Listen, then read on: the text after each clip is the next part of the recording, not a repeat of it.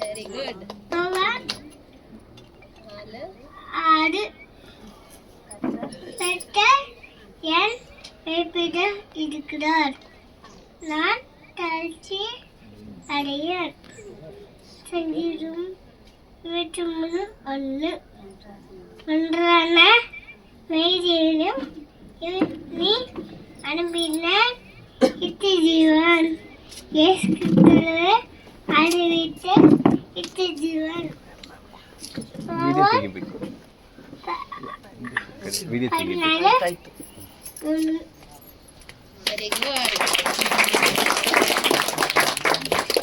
Okay, thank you ಬಿದಾ.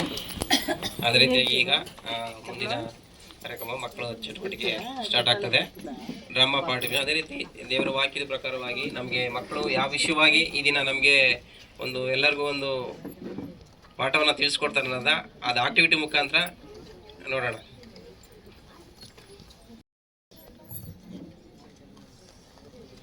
Hi Tanushree, hi Priya, Abhi, Ananita, Vasu and Chaitanya. ಎಲ್ಲರೂ ಬೇಗ ಬನ್ನಿ, ನಾಳೆ ಕ್ರಿಸ್ಮಸ್ ಇದೆ ಅಲ್ವಾ, ಅದಕ್ಕೆ ತುಂಬ ಕೆಲಸ ಇದೆ. ಸಿಸ್ಟರ್, ಏನು ತಯಾರಿ ಮಾಡಬೇಕು ಸಿಸ್ಟರ್? ಬ್ರದರ್, ನಾವು ಮೊದಲು ಚರ್ಚನ್ನು ಮತ್ತು ಮನೆಯನ್ನು ಲೈಟ್ಸ್ ಮತ್ತು ಕಲರ್ ಪೇಪರಿಂದ ಡೆಕೋರೇಷನ್ ಮಾಡೋಣ ಬ್ರದರ್. ಆಮೇಲೆ ಯೇಸು ಕ್ರಿಸ್ತರು ಹುಟ್ಟಿದ್ರಲ್ವಾ, ಆ ಕುರಿಗೊಟ್ಟಿಗೆನ ಕಟ್ಟೋಣ ಬ್ರದರ್. ಆಮೇಲೆ ಸ್ಟಾರ್ ಮತ್ತು ಕ್ರಿಸ್ಮಸ್ ಟ್ರೀನ ಡೆಕೋರೇಷನ್ ಮಾಡೋಣ ಬ್ರದರ್. ಅದಕ್ಕೆ ನಾವು ಮೊದಲು ಶಾಪಿಂಗ್ ಮಾಡೋಣ ಬ್ರದರ್. ಬ್ರದರ್, ಶಾಪಿಂಗ್ ಮಾಡಕ್ಕೆ ಹೋಗೋಣ, ಹೊಸ ಬಟ್ಟೆ ತಗೊಳ್ಳೋಣ. ಸಿಸ್ಟರ್, ಕೇಕ್ ಕುಕೀಸ್ ತಿಂಡಿಗಳನ್ನು ಇವತ್ತೇ ಮಾಡೋಣ. ಹೌದು ಮಕ್ಕಳೇ, ನಾಳೆ ತುಂಬ ಬ್ಯುಸಿ ಇರ್ತೀವಿ ಅಲ್ವಾ, ಅದಕ್ಕೇನೆ ಇವತ್ತೇ ನಾವೆಲ್ಲ ಡೆಕೋರೇಷನ್ ಮತ್ತು ತಿಂಡಿಗಳನ್ನ ಮಾಡೋಣ.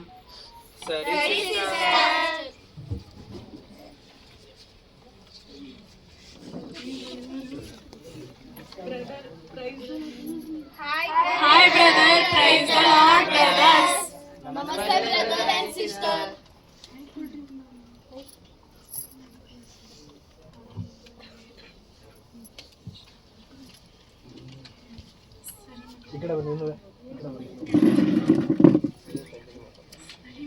ಸರಿ ಮಕ್ಕಳ, ಬೇಗ ಬನ್ನಿ, ನಾವೆಲ್ಲ ಶಾಪಿಂಗ್ ಮಾಡೋಣ.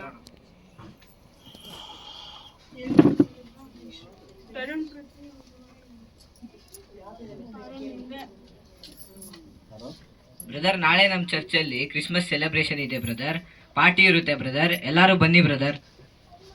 ಬ್ರದರ್, ನಿಮ್ಮ ಚರ್ಚಲ್ಲಿ ಕ್ರಿಸ್ಮಸ್ ಸೆಲೆಬ್ರೇಷನ್ ಜೋರಾ ಬ್ರದರ್? ಯಾಕೆ ಬ್ರದರ್ ಸ್ಮೈಲ್ ಮಾಡ್ತಾ ಇದ್ದೀರಾ? ಏನಿಲ್ಲ ಬ್ರದರ್. ಇರ್ಲಿ, ಹೇಳಿ ಬ್ರದರ್, ಪರವಾಗಿಲ್ಲ. ಬ್ರದರ್ ಆ್ಯಂಡ್ ಸಿಸ್ಟರ್, ನಾನು ನಿಮ್ಗೊಂದು ಪ್ರಶ್ನೆ ಕೇಳಲಾ? ಡಿಸೆಂಬರ್ 25ನೇ ತಾರೀಕು ಯೇಸು ಕ್ರಿಸ್ತರು ಹುಟ್ಟಿದ್ದು ಅಂತ ಕ್ರಿಸ್ಮಸ್ ಸೆಲೆಬ್ರೇಷನ್ ಮಾಡ್ತೀವಲ್ಲ, ಅದು ಎಲ್ಲಾದ್ರೂ ಬೈಬಲಲ್ಲಿ ಯಾವುದಾದ್ರೂ ವಾಕ್ಯದಲ್ಲಿ ಕೊಟ್ಟಿದ್ದಾರಾ brother and sister?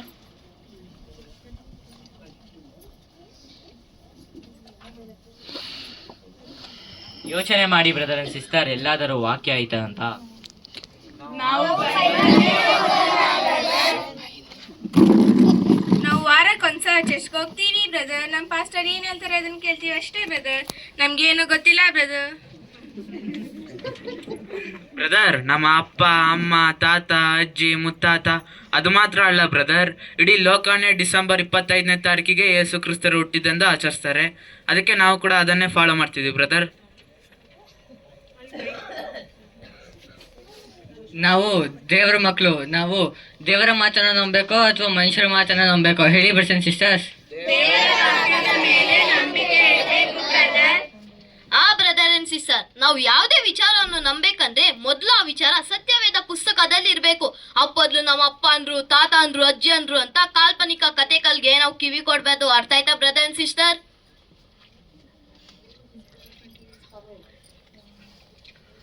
Brother, Christmas ಹಬ್ಬದ ಬಗ್ಗೆ ಬೈಬಲ್ ಏನು ಹೇಳುತ್ತೆ ಎಂದು ನೀವು ನಮ್ಗೆ ಹೇಳ್ಕೊಡ್ತೀರಾ ಬ್ರದರ್? ಹೌದು, ಖಂಡಿತವಾಗಿ ಹೇಳ್ಕೊಡ್ತೀವಿ. ದಯವಿಟ್ಟು ನಿಮ್ಮ ಬೈಬಲ್ನ ತೆಗೆದುಕೊಳ್ಳಿ ಬ್ರದರ್ ಅಂಡ್ ಸಿಸ್ಟರ್.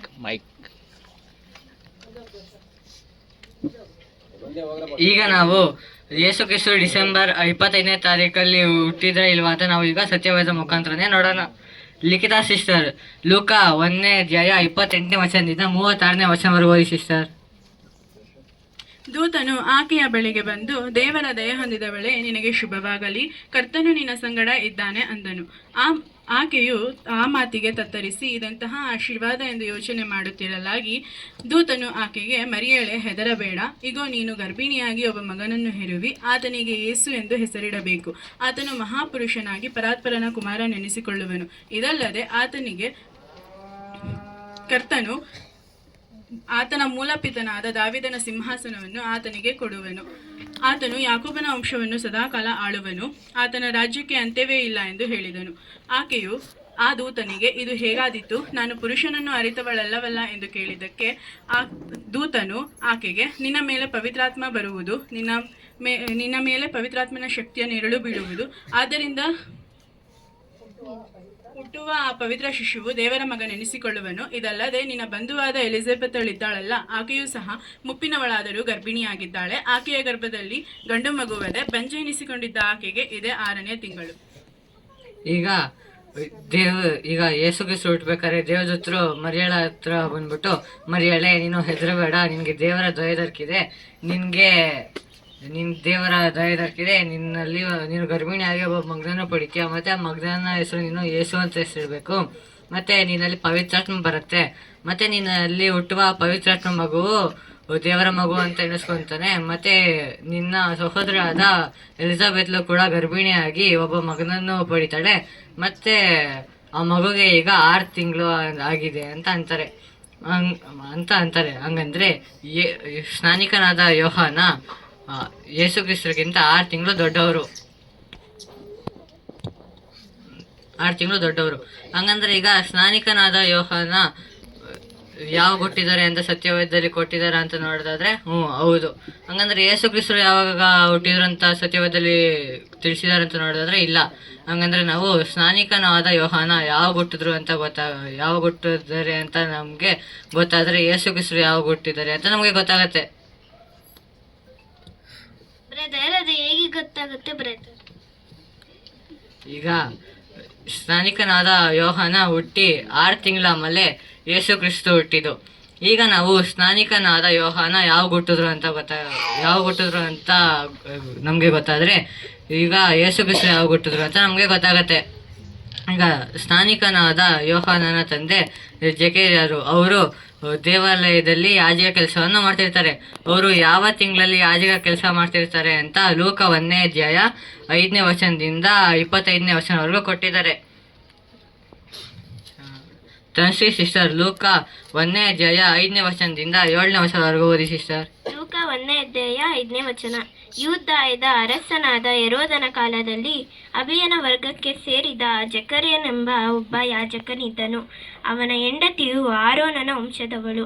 ಆಕೆಯ ಹೆಸರು ಎಲಿಸಬೆತ್. ಯೂದಾಯದ ಅರಸನಾದ ಹೆರೋದನ ಕಾಲದಲ್ಲಿ ಅಬಿಯನ ವರ್ಗಕ್ಕೆ ಸೇರಿದ ಜಕರೀಯನು ಇರ್ತಾರೆ. ಮತ್ತು ಯಾಜಕ ಕೆಲಸ ಮಾಡೋಕ್ಕೆ ಜಕರೀಯನ ವರ್ಗಕ್ಕೆ ಅವರ ಸರದಿ ಬಂದಿರತ್ತೆ.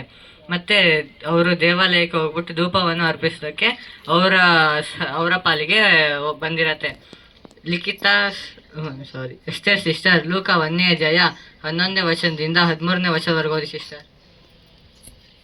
ಕರ್ತನ ದೂತನು ಧೂಪಪೀಠದ ಬಲಗಡೆಯಲ್ಲಿ ನಿಂತುಕೊಂಡವನಾಗಿ ಅವನಿಗೆ ಕಾಣಿಸಿಕೊಂಡನು. ಆದ ಜಕರೀಯನು ಅವನನ್ನು ಕಂಡು ತತ್ತರಗೊಂಡು ಭಯ ಹಿಡಿದವನಾದನು. ಆದರೆ ಆ ದೂತನು ಅವನಿಗೆ, ಜಕರೀಯ, ಭಯಪಡಬೇಡ, ನಿನ್ನ ವಿಜ್ಞಾಪನೆ ದೇವರಿಗೆ ಮುಟ್ಟಿತು. ನಿನ್ನ ಹೆಂಡತಿಯಾದ ಎಲಿಜಬೆತಳು ನಿನಗೆ ಒಬ್ಬ ಮಗನನ್ನು ಹೆರುವಳು. ಜಕರೀಯ ಧೂಪವನ್ನು ಅರ್ಪಿಸೋದಕ್ಕೆ ದೇವಾಲಯಕ್ಕೆ ಹೋದಾಗ ಅವರು ದೇವದೂತರನ್ನ ಧೂಪಪೀಠದ ಬಲಗಡೆ ನೋಡ್ಬಿಟ್ಟು ಅವ್ರಿಗೆ ಭಯ ಆಗತ್ತೆ. ಅವಾಗ ದೇವದೂತರು ಜಕರೀಯನಿಗೆ ಅಂತಾರೆ, ಜಕರೀಯನೇ, ನೀನು ಭಯ ಪಡಬೇಡ, ನಿನ್ನ ವಿಜ್ಞಾಪನೆ ದೇವರಿಗೆ ಮುಟ್ಟಿದೆ, ಮತ್ತೆ ನಿನ್ನ ಹೆಂಡತಿಯಾದ ಎಲಿಜಬೆತಲ್ಗೆ ಒಂದು ಮಗು ಹುಟ್ಟತ್ತೆ ಅಂತ ಅಂತಾರೆ. ಮತ್ತೆ ಹಳೆ ಒಡಂಬಡಿಕೆಯಲ್ಲಿ ಯಾಜಕರು ದೇವಾಲಯದಲ್ಲಿ ಕೆಲಸ ಮಾಡುವುದಕ್ಕೆ 12 ತಿಂಗಳಿಗೆ 24 ಯಾಜಕರ ಪಟ್ಟಿ ಕೊಟ್ಟಿದ್ದಾರೆ. ಹೌದು ಬ್ರದರ್ ಸಿಸ್ಟರ್, ಅದು ಎಲ್ಲಿ ಕೊಟ್ಟಿದ್ದಾರೆ ಅಂದರೆ 1ನೇ ಪೂರ್ವ ಕಾಲವೃತ್ತ ಅಂತ 24ನೇ ಅಧ್ಯಾಯದಲ್ಲಿ ಕೊಟ್ಟಿದ್ದಾರೆ. ಇವಾಗ ಬ್ರದರ್ ಅಂಡ್ ಸಿಸ್ಟರ್, ಒಂದು ವರ್ಷಕ್ಕೆ ಎಷ್ಟು ತಿಂಗಳುಗಳಿವೆ? ಬ್ರದರ್ ಅಂಡ್ ಸಿಸ್ಟರ್, ಒಂದು ವರ್ಷಕ್ಕೆ 12 ತಿಂಗಳುಗಳಿವೆ. ಇವಾಗ ಒಂದು ತಿಂಗಳಲ್ಲಿ ಇಬ್ಬರು ಯಾಜಕರು ದೇವಾಲಯದಲ್ಲಿ ಕೆಲಸ ಮಾಡಿದ್ರೆ ಯಾವ ತಾರೀಕಿನಿಂದ ಯಾವ ತಾರೀಕಿನವರೆಗೂ ಕೆಲಸ ಮಾಡ್ತಾರೆ ಬ್ರದರ್ ಅಂಡ್ ಸಿಸ್ಟರ್? 1ನೇ ತಾರೀಕಿನಿಂದ 15ನೇ ತಾರೀಕಿನವರೆಗೆ ಒಬ್ಬರು ಬ್ರದರ್, 16ನೇ ತಾರೀಕಿನಿಂದ 30ನೇ ತಾರೀಕಿನವರೆಗೆ ಇನ್ನೊಬ್ಬರು ಬ್ರದರ್. ಬ್ರದರ್ ಅಂಡ್ ಸಿಸ್ಟರ್, ಇವಾಗ ನಾವು ಒಂದು ತಿಂಗಳಲ್ಲಿ 2 ಭಾಗ ಮಾಡಿದ್ರೆ ಮೊದಲನೇ ಭಾಗದಲ್ಲಿ ಒಬ್ಬ ಯಾಜಕ 1ನೇ ತಾರೀಕಿನಿಂದ 15ನೇ ತಾರೀಕಿನವರೆಗೂ ದೇವಾಲಯದಲ್ಲಿ ಕೆಲಸ ಮಾಡ್ತಾರೆ. ಇನ್ನೊಂದು ಭಾಗದಲ್ಲಿ ನಾವು ನೋಡುವಾಗ ಇನ್ನೊಬ್ಬ ಯಾಜಕ 16ನೇ ತಾರೀಕಿನಿಂದ 30ನೇ ತಾರೀಕಿನವರೆಗೂ ಇನ್ನೊಬ್ಬ ಯಾಜಕ ಕೆಲಸ ಮಾಡ್ತಾರೆ. ಒಟ್ಟಾಗಿ ನಾವು ನೋಡ್ಬೇಕಂದ್ರೆ ಒಬ್ಬ ಯಾಜಕ ದೇವಾಲಯದಲ್ಲಿ 15 ದಿವಸ ಅಲ್ಲೇ ಉಳಿದುಕೊಳ್ತಾನೆ. ಇವಾಗ ಜಕರ್ಯ ಅಭಿಯಾನ್ ವರ್ಗದಿಂದ ಬಂದವನು. ಇವಾಗ ಯಾಜಕ ಪಟ್ಟಿಯಲ್ಲಿ ಅಭಿಯಾನ್ ವರ್ಗದವರು ಯಾವಾಗ ಬರುತ್ತಂತ ನಿಮ್ಗೆ ಗೊತ್ತಿದೆಯಾ ಬ್ರದರ್ ಸಿಸ್ಟರ್? ಹೊಸ ಒಡಂಬಡಿಕೆಯಲ್ಲಿ ಬರುತ್ತೆ ಬ್ರದರ್. ಇಲ್ಲ ಸಿಸ್ಟರ್, ನೀವು ಹೊಸ ಒಡಂಬಡಿಕೆಯಲ್ಲಿ ಎಷ್ಟೇ ಹೊರಗೂ ಸಿಗಲ್ಲ, ಅದು ಹಳೆಯ ಒಡಂಬಡಿಕೆಯಲ್ಲಿ ಕೊಟ್ಟಿದ್ದಾರೆ. ಮೇಲಕನು 24 ವರ್ಗದವರನ್ನು ಆಯ್ಕೆ ಮಾಡ್ತಾರೆ. ಅದು ಎಲ್ಲಿ ಕೊಟ್ಟಿದ್ದಾರೆ ಅಂದ್ರೆ 1ನೇ ಪೂರ್ವಕಾಲ ವೃತ್ತ ಅಂತ 24ನೇ ಅಧ್ಯಾಯ 7ರಿಂದ 19ನೇ ವಚನದಲ್ಲಿ ಕೊಟ್ಟಿದ್ದಾರೆ. ಚೈತನ್ಯ ಸಿಸ್ಟರ್ ಬರೀ 11ನೇ ವಚನ ಮಾತ್ರ ಓದಿ ಸಿಸ್ಟರ್. 8ನೇಯದು ಅಭಿಯಾನಿಗೆ. ಸಾಕು ಸಿಸ್ಟರ್, 8ನೆಯ ಚೀಟಿ ಅಭಿಯಾನ್ ವರ್ಗದವರಿಗೆ ಬರುತ್ತದೆ. ಇವಾಗ ಪ್ರತಿಯೊಬ್ಬ ಯಾಜಕ ವರ್ಗದವರು ಚೀಟಿಯನ್ನು ತೆಗೆದುಕೊಂಡು ದೇವಾಲಯದೊಳಗೆ ಪ್ರವೇಶಿಸಬೇಕು. ಈಗ ನೋಡಿದಾಗ ಒಂದು ವರ್ಷಕ್ಕೆ 24 ಯಾಜಕರು ಅಂದ್ರೆ ಒಂದು ತಿಂಗಳಲ್ಲಿ ಎಷ್ಟು ಯಾಜಕರು ಬರುತ್ತದೆ ನೀತು ಸಿಸ್ಟರ್? 2 ಯಾಜಕರು ಬ್ರದರ್. ಸಿಸ್ಟರ್, ಒಂದು ತಿಂಗಳಲ್ಲಿ 2 ಯಾಜಕರು ಬರುತ್ತಾರೆ. ಇವಾಗ ನೋಡ್ಬೇಕಾದ್ರೆ ಜಕರ್ಯ ಯಾವ ತಿಂಗಳಿನಲ್ಲಿ ಯಾಜಕ ಕೆಲಸ ಮಾಡಿದ್ರು ಅಂದ್ರೆ 4ನೇ ತಿಂಗಳಲ್ಲಿ. ಜಕರ್ಯ 4ನೇ ತಿಂಗಳು 15ನೇ ತಾರೀಕಿನಲ್ಲಿ ಚೀಟಿಯನ್ನು ತೆಗೆದುಕೊಂಡು 16ನೇ ತಾರೀಕಿನಲ್ಲಿ ದೇವಾಲಯದೊಳಗೆ ಪ್ರವೇಶಿಸ್ತಾರೆ. ಅಲ್ಲಿ ಒಟ್ಟಾಗಿ ಅವರು 15 ದಿವಸ ದೇವಾಲಯದಲ್ಲೇ ಉಳಿದುಕೊಳ್ತಾರೆ. ಇವಾಗ ಆ ಒಂದು ಸಮಯದಲ್ಲಿ ಒಬ್ಬ ದೇವದೂತ ಬಂದ್ಬಿಟ್ಟು ಜಕರ್ಯನಿಗಂತಾರೆ, ನಿಂಗೊಂದು ಮಗು ಹುಟ್ಟುತ್ತದೆ ಅಂತ.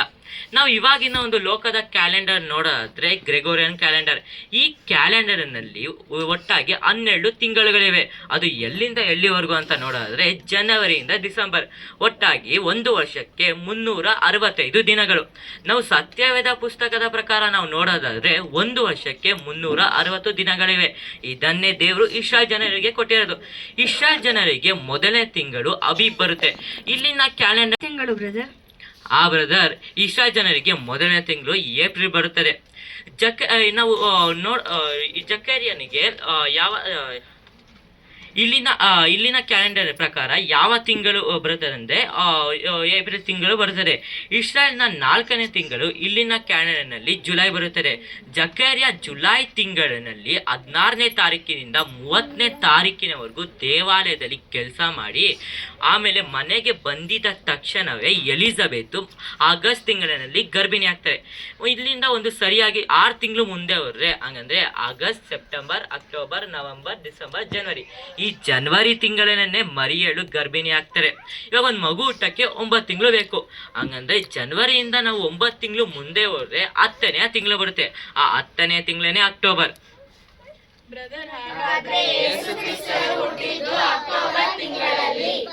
ಹೌದು ಬ್ರದರ್ ಅಂಡ್ ಸಿಸ್ಟರ್. ಯೇಸು ಕ್ರಿಸ್ತರು ಹುಟ್ಟಿದ್ದು ಇನ್ನೊಂದು ರೀತಿಯಾಗೂ ಕಂಡುಹಿಡಿಯಬಹುದು. ಬ್ರದರ್, ಹೇಗೆ ಕಂಡುಹಿಡಿಯೋದು?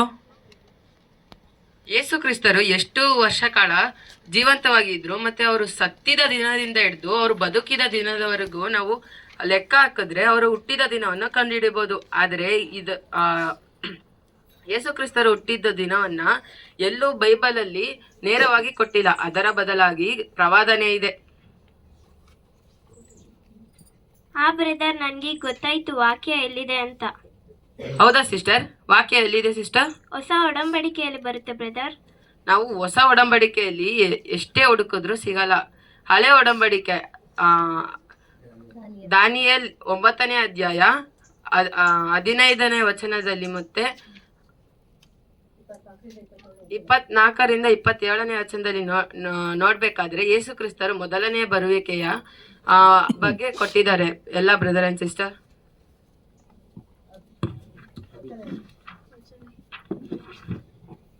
ಅಭಿ ಬ್ರದರ್, ದಾನಿಯೇಲ 9ನೇ ಅಧ್ಯಾಯ 24ರಿಂದ 27ನೇ ವಚನ ಓದಿ ಬ್ರದರ್. ಯೆರೂಸಲೇಮು ಜೀರ್ಣೋದ್ಧಾರವಾಗಿ ಕಟ್ಟಲ್ಪಡಲಿ ಎಂಬ ದೈವೋಕ್ತಿಯು ಹೊರಡುವಂದಿನಿಂದ ಅಭಿಷಿಕ್ತನಾದ ಪ್ರಭುವು ಬರೋದರೊಳಗೆ 7 ವಾರಗಳು ಕಳೆಯಬೇಕು. ಅದು ಪುನಃ ಕಟ್ಟಲ್ಪಟ್ಟು 62 ವಾರ ಇರುವುದು. ಅದಕ್ಕೆ ಚೌಕವು ಕಂದಕವೂ ಇರುವವು. ಆ ಕಾಲವು ಬಹು ಕಷ್ಟಕಾಲ. 62 ವಾರಗಳಾದ ಮೇಲೆ ಅಭಿಷಿಕ್ತನೊಬ್ಬನು ಛೇದಿಸಲ್ಪಡುವನು. ಅವನಿಗೆ ಏನೂ ಇರದು. ನುಗ್ಗುವ ಪ್ರಭುವಿನ ಜನರು ಪಟ್ಟಣವನ್ನು ಪವಿತ್ರಾಲಯವನ್ನು ಪವಿತ್ರಾಲಯವನ್ನು ಹಾಳು ಮಾಡುವರು. ತುಂಬಿ ತುಳುಕುವ ಪ್ರಳಯವು ಪಟ್ಟಣವನ್ನು ಕೊನೆಗಾಣಿಸುವುದು. ಅಂತ್ಯದವರೆಗೂ ಯುದ್ಧವಾಗುವುದು. ನಿಶ್ಚಿತ ನಾಶನಗಳು ಸಂಭವಿಸುವವು. ಆ ಪ್ರಭುವು 1 ವಾರದ ಮಟ್ಟಿಗೆ ಬಹುಜನರೊಂದಿಗೆ ದೃಢವಾದ ಒಡಂಬಡಿಕೆಯನ್ನು ಮಾಡಿಕೊಳ್ಳುವನು. 1/2 ವಾರ ಯಜ್ಞ ನೈವೇದ್ಯಗಳನ್ನು ನಿಲ್ಲಿಸುವನು. ಅಭಿಷಿಕ್ತನಾದ ಪ್ರಭುವು ಬರುವುದರೊಳಗೆ 7 ವಾರ ಕಳೆಯಬೇಕು. ನಂತರ ಅಭಿಷಿಕ್ತನೊಬ್ಬನು ದೈವೋಕ್ತಿ ಅಂದ್ರೆ ಜನರ ಜೊತೆ ದೃಢವಾದ ಒಂದು ಒಡಂಬಡಿಕೆಯನ್ನ ಮಾಡ್ಕೊಳ್ತಾರೆ. ಇಲ್ಲಿ ಅಭಿಷಿಕ್ತನಾದ ಪ್ರಭು ಅಂದ್ರೆ ಯಾರು?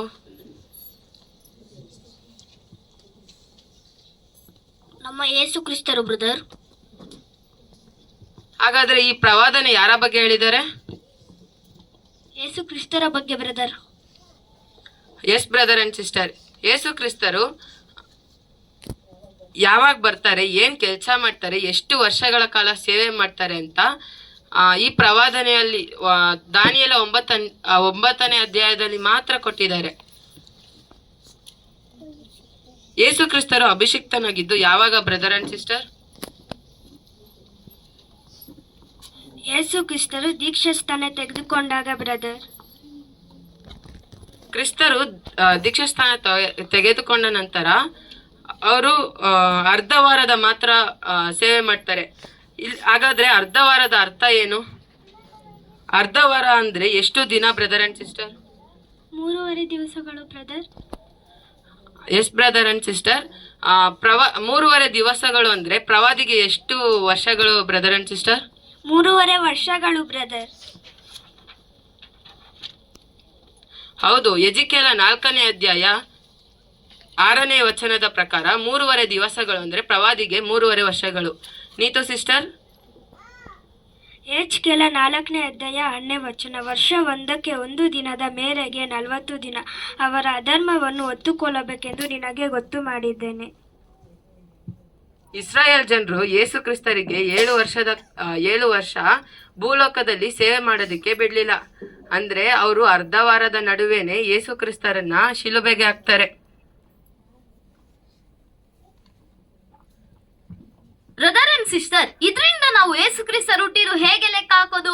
ಯೇಸು ಕ್ರಿಸ್ತರ್ ದೀಕ್ಷಾಸ್ಥಾನ ತಗೊಳಿತು ಅವ್ರು 30ನೇ ವಯಸ್ಸಲ್ಲಿ ಇರುವಾಗ.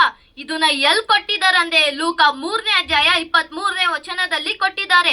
ಸಾಕ್ಷಿ ಸಿಸ್ಟರ್, ಲೂಕ 3ನೇ ಅಧ್ಯಾಯ 23ನೇ ವಚನವನ್ನು ಓದ್ತೀರಾ ಸಿಸ್ಟರ್? ಯೇಸು ಉಪದೇಶ ಮಾಡುವುದಕ್ಕೆ ಪ್ರಾರಂಭಿಸಿದಾಗ ಹೆಚ್ಚು ಕಡಿಮೆ 30 ವರ್ಷದವನಾಗಿದ್ದನು. ಧನ್ಯವಾದ ಸಿಸ್ಟರ್. ಯೇಸು ಕ್ರಿಸ್ತರು ದೀಕ್ಷಾಸ್ಥಾನ ತಗೊಳಿತು ಅವ್ರು 30ನೇ ವಯಸ್ಸಲ್ಲಿ ಇರುವಾಗ. ಅವರು ದೇವ್ರಿಗೆ ಸೇವೆ ಮಾಡಿತ್ತು 3.5 ವರ್ಷ. ಒಟ್ಟಾಗಿ ಯೇಸು ಕ್ರಿಸ್ತರು ಭೂಮಿ ಮೇಲೆ ಇದ್ದಿತ್ತು 33.5 ವರ್ಷ. ಯೇಸು ಕ್ರಿಸ್ತರು ಅವ್ರು ಸತ್ತಿತ್ತು ಏಪ್ರಿಲ್ ತಿಂಗಳಲ್ಲಿ. ಆ ಏಪ್ರಿಲ್ ತಿಂಗಳಿಂದ 6 ತಿಂಗಳು ಹಿಂದೆ ಹೊಂಟ್ರೆ ನಮ್ಗೆ ಅಕ್ಟೋಬರ್ ಸಿಗುತ್ತೆ. ಹೆಂಗಂದ್ರೆ ಏಪ್ರಿಲ್ ತಿಂಗಳಿಂದ ನಮ್ಗೆ ಮಾರ್ಚ್ ಸಿಗುತ್ತೆ, ಅದಿಂದೆ ಫೆಬ್ರವರಿ, ಅದಿಂದೆ ಜನವರಿ, ಅದಿಂದೆ ಡಿಸೆಂಬರ್, ಅದಿಂದೆ ನವೆಂಬರ್, ಕೊನೆಯದಾಗಿ ನಮ್ಗೆ ಅಕ್ಟೋಬರ್ ಸಿಗುತ್ತೆ. ನೋಡ್ರಾ, ಏಪ್ರಿಲ್ ತಿಂಗಳಿಂದ 6 ತಿಂಗಳು ಹೊಂಟ್ರೆ ನಮ್ಗೆ ಅಕ್ಟೋಬರ್ ಸಿಗುತ್ತೆ. ಆ ಅಕ್ಟೋಬರ್ ತಿಂಗಳಲ್ಲೇ ಯೇಸು ಕ್ರಿಸ್ತ ಜನಿಸಿದ್ರು.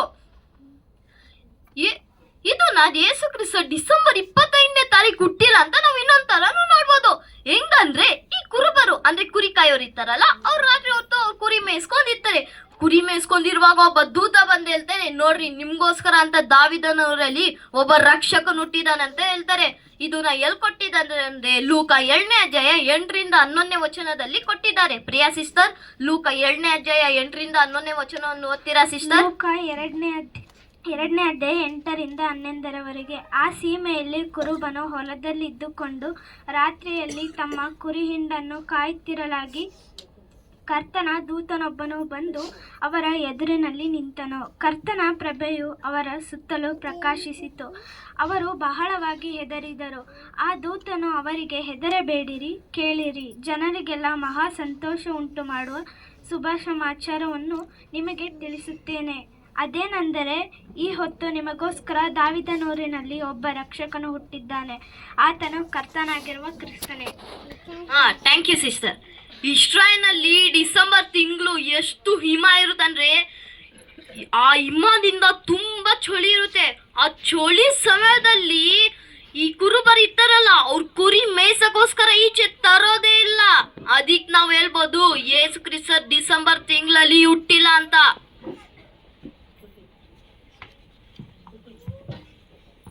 ಹಾಗಾದರೆ ಡಿಸೆಂಬರ್ 25ನೇ ತಾರೀಕು ಹೇಗೆ ಬಂತು ಬ್ರದರ್? ಬ್ರದರ್, ಹೇಗ್ ಬಂತಂದ್ರೆ ಕಾನ್ಸ್ಟಂಟೈನ್ ಅಂತ ಒಬ್ಬ ರಾಜ ಇದ್ದ. ಆ ರಾಜ ಒಂದ್ ದಿವಸ ಮಲಗಿರುವಾಗ ಒಂದ್ ಕನ್ಸ್ ಕಾಣ್ತಾನೆ.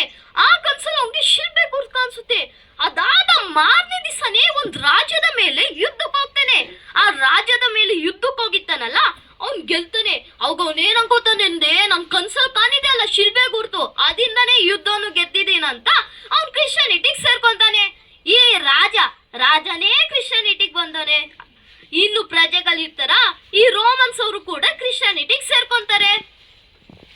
ಅದಕ್ಕೂ ಇದಕ್ಕೂ ಹೇಗ್ ಸಂಬಂಧ ಬ್ರದರ್? ಬ್ರದರ್, ಸಂಬಂಧ ಇದೆ.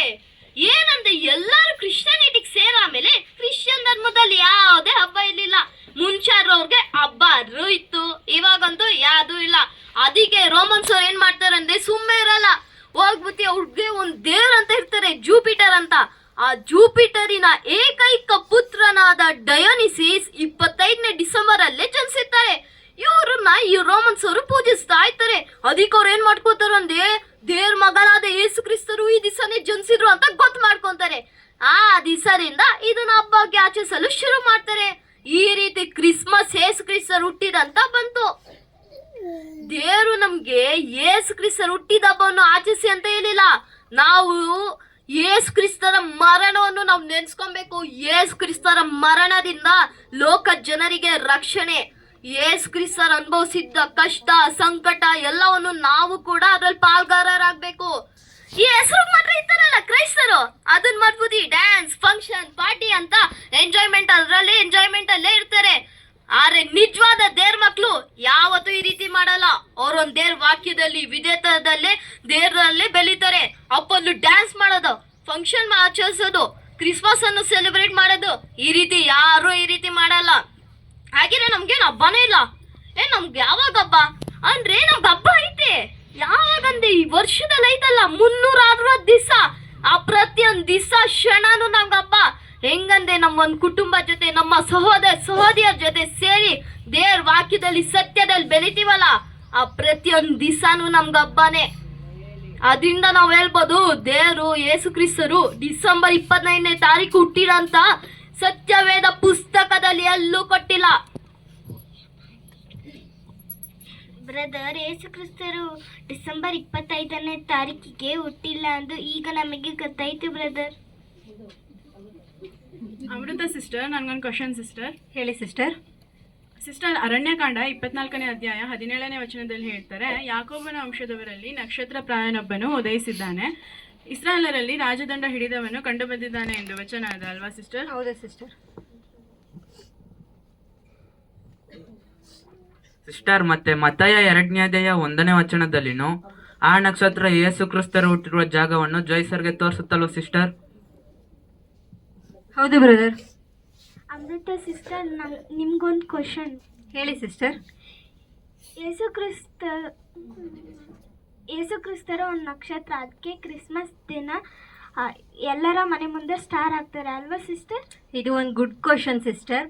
ಅರಣ್ಯಕಾಂಡ 24ನೇ ಅಧ್ಯಾಯ 17ನೇ ವಚನದಲ್ಲಿ ಬರುವಂತಹ ನಕ್ಷತ್ರಕ್ಕೂ ಮತ್ತಾಯ 2ನೇ ಅಧ್ಯಾಯ 1ನೇ ವಚನದಲ್ಲಿ ಬರುವಂತಹ ನಕ್ಷತ್ರಕ್ಕೂ ತುಂಬಾ ಡಿಫ್ರೆನ್ಸ್ ಇದೆ. ಮತ್ತಾಯ 2ನೇ ಅಧ್ಯಾಯ 1ನೇ ವಚನನ ಆರೋನ್ ಬ್ರದರ್ ಓದಿ. ಮತ್ತಾಯ 2ನೇ ಅಧ್ಯಾಯ 1ನೇ ವಚನ. ಅರಸನಾದ ಹೆರೋದನ ದಿನಗಳಲ್ಲಿ ಯೂದಾಯ ಸೀಮೆಯ ಬೆತ್ಲೆಹೇಮ್ ಎಂಬ ಊರಿನಲ್ಲಿ ಯೇಸು ಹುಟ್ಟಿದಾಗ ಮೂಡಣ ದೇಶದಿಂದ ಜೋಯಿಷ್ಯರು ಯೆರೂಸಲೇಮಿಗೆ ಬಂದರು. ಯೇಸು ಕ್ರಿಸ್ತು ಹುಟ್ಟಿದಾಗ ಜೋಯಿಷ್ರು ಯೆರೂಸಲೇಮಿಗೆ ಹೆರೋದ ರಾಜನ ಹತ್ರ ಬರ್ತಾರೆ. ಬಂದು ಯಹೂದ್ಯರ ರಾಜ ಎಲ್ಲಿದ್ದಾನೆ, ನಾವು ಅವ್ರನ್ನ ಮೂಡಣ ದೇಶದಲ್ಲಿ ಕ್ರಿಸ್ತುವನ್ನ ತೋರಿಸುವಂತ ನಕ್ಷತ್ರನ ನೋಡ್ಕೊಂಡು ಇಲ್ಲಿಗೆ ಬಂದಿದ್ದೀವಿ ಅಂತ ಹೇಳ್ತಾರೆ. ಆಗ ಈ ನಕ್ಷತ್ರ ಇದೆಯಲ್ಲ ಅದು ನಿಜವಾಗ್ಲೂ ದೇವರದ್ದೇ ಆಗಿದ್ರೆ ಅದು ಡೈರೆಕ್ಟ್ ಆಗಿ ಹೆರೋದ ರಾಜನ ಹತ್ರ ಕಳಿಸ್ತಾನೆ ಜೋಯಿಷ್ರನ್ನ ಯೇಸು ಕ್ರಿಸ್ತು ಹುಟ್ಟಿರೋ ಅಂತ ಜಾಗಕ್ಕೆ ಕರ್ಕೊಂಡು ಹೋಗ್ಬೋದಾಗಿತ್ತು. ಬಟ್ ಅದು ಫಸ್ಟ್ ಹೆರೋದ ರಾಜನ ಹತ್ರ ಕರ್ಕೊಂಡು ಹೋಗುತ್ತೆ.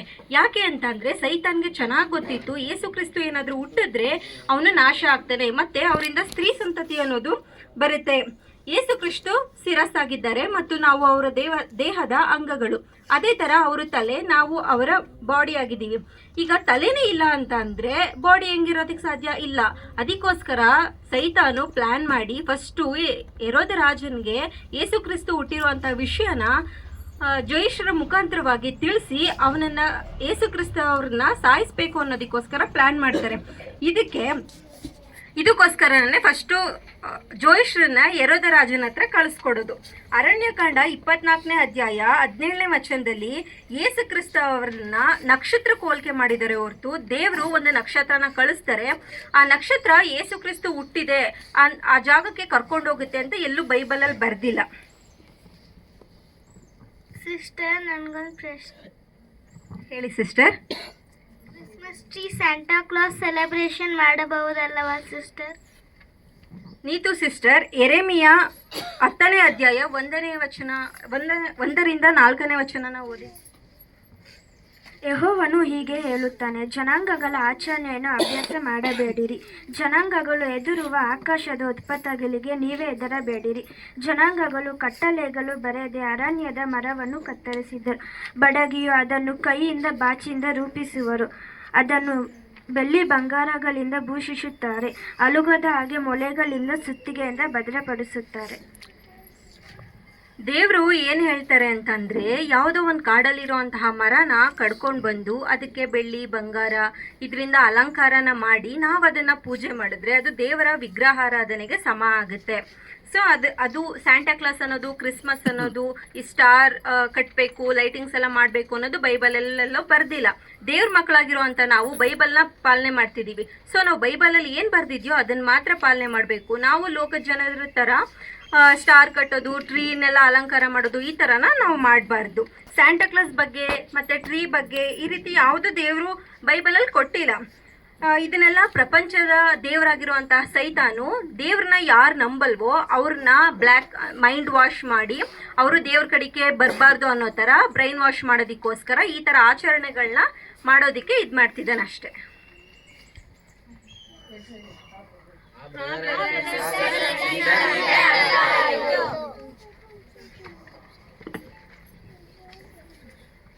ಜೋಶುವಾ ಬ್ರದರ್, ನಮಗೆ ಇನ್ನು ಸತ್ಯವೇದದ ಬಗ್ಗೆ ಹೆಚ್ಚಾಗಿ ತಿಳಿಸ್ಕೊಳ್ಬೇಕು ಬ್ರದರ್. ನಾವು ಹೇಗೆ ಕಲಿಯೋದು ಬ್ರದರ್? ನಮಗೆ ಯಾರು ಹೇಳ್ಕೊಡ್ತಾರೆ brother? Brothers and sister, brother Raju ಅವರು ಉಚಿತವಾಗಿ ಬೈಬಲ್ ಸ್ಟಡಿಯನ್ನು ತೆಗೆದುಕೊಳ್ತಾರೆ. ನೀವು ಅವರ ಹತ್ರ ಕಲಿಯಬಹುದು ಬ್ರದರ್ಸ್ ಅಂಡ್ ಸಿಸ್ಟರ್.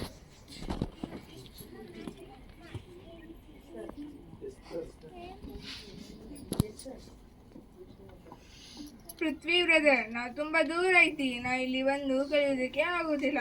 ನಾವು ಹೇಗೆ ಕಲಿಯೋದು ಬ್ರದರ್? ಈ ಒಂದು ಉಚಿತ ಬೈಬಲ್ ಸ್ಟಡಿಯಿಂದಾನೇ ನೀವು ಕ್ಲಾಸ್ನ ಕೇಳಬಹುದು ಮನೆಯಿಂದಾನೆ. ರಾಜ್ ಬ್ರದರ್, ನೀವು ಇಲ್ಲಿರೋದು ನಾವು ದೂರ ಇರೋದು ಹೇಗೆ ಕಲಿಯೋದಕ್ಕೆ ಸಾಧ್ಯ ಬ್ರದರ್? ಬ್ರದರ್ ಅಂಡ್ ಸಿಸ್ಟರ್, ಇವತ್ತಿನ ಟೆಕ್ನಾಲಜಿ ಎಷ್ಟು ಮುಂದುವರೆದಿದೆ ಅಂದರೆ ನಾವು ಎಲ್ಲಿದ್ದೀವೋ ಅಲ್ಲಿಂದನೇ ಉಚಿತವಾದ ಸತ್ಯವೇದ ಅಧ್ಯಯನವನ್ನು ಮಾಡಬಹುದು.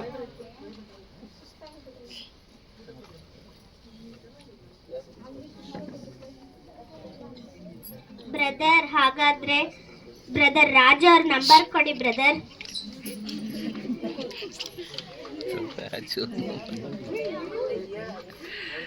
ಬ್ರದರ್ ರಾಜು ಅವರ ನಂಬರ್ ಹೇಳುತ್ತೇನೆ. ಆದರೆ ಬ್ರದರ್ ಅಂಡ್ ಸಿಸ್ಟರ್, ನೀವು ಬುಕ್ ಪೆನ್ ಎಲ್ಲವನ್ನು ತಕ್ಕೊಳ್ಳಿ. ಈಗ ನಮ್ಮ ಬ್ರದರ್ ರಾಜು ಅವರ ನಂಬರ್ ಅನ್ನು ಹೇಳ್ತೇನೆ. ಬ್ರದರ್ ರಾಜು ಅವರ ದೂರವಾಣಿ ಸಂಖ್ಯೆ ಏನೆಂದರೆ 8866788876. ಮತ್ತೆ ಈ ಚಾನೆಲ್ ಅನ್ನು ಸಬ್ಸ್ಕ್ರೈಬ್ ಮಾಡಿ. ಮತ್ತೆ brother and sister, WhatsApp QR code ಐತಲ್ಲ, ಅದು ನೀವು ಸ್ಕ್ಯಾನ್ ಮಾಡಿದರೆ ಬ್ರದರ್ ರಾಜ್ ಅವರೇ ನಿಮ್ಮನ್ನು ಸಂಪರ್ಕಿಸುತ್ತಾರೆ.